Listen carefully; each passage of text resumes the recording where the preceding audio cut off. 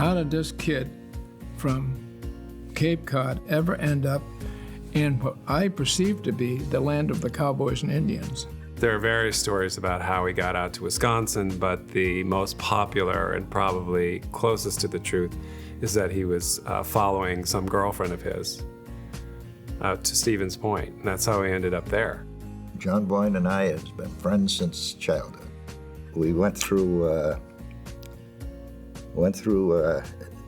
school, grammar school, and kindergarten on that basis. John was very good growing up. That was a time when we had to spend a lot of time together because there wasn't much else available. He was an excellent football player. He was persistent. The guy would block him and he wouldn't hold John back, and he'd find a way to get the job done. He used his head a lot. I mean, that's no question about that. I think for him, going out to Wisconsin was, or ultimately became, a novelty to enter this culture that's so different than the East Coast. And he was embraced as a novelty himself, as an Easterner. My first envision was farms, cattle, and lots of land. Wisconsin is 8 times the size of Massachusetts, about the size of New England. And I'm saying to myself, what am I getting into with all of these cows, etc.? Until we arrive at the little city of Stevens Point, which has 15,000 people in 172 taverns. I said, it can't be all bad.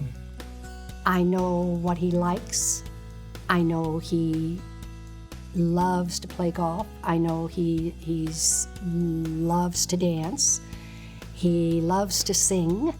And so he gained instant notoriety as someone that liked to play jokes and have a good laugh. And of course, he was on the football team. One of the life lessons that I learned from Coach Roberts was, it's not the size of the dog in the fight, it's the size of the fight in the dog.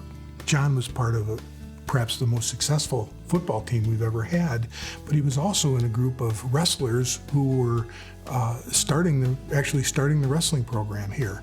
As an offensive guard weighing 185 pounds, I quite frequently played against people that were between 2 and 270 pounds.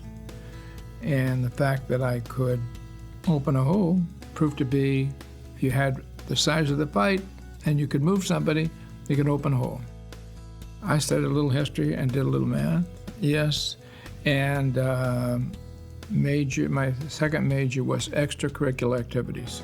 But He then met my mother in Stevens Point, and that was that. I think after 2 years of arriving there, they were married.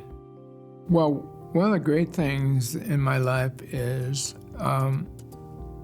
meeting and living 55 years with a nurse.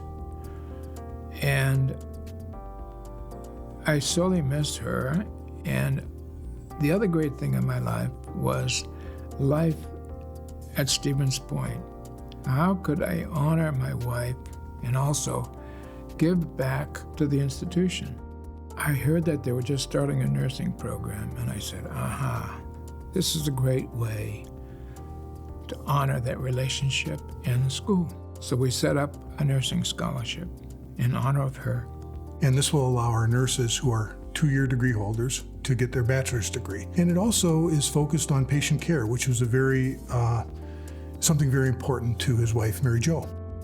John was a very good businessman.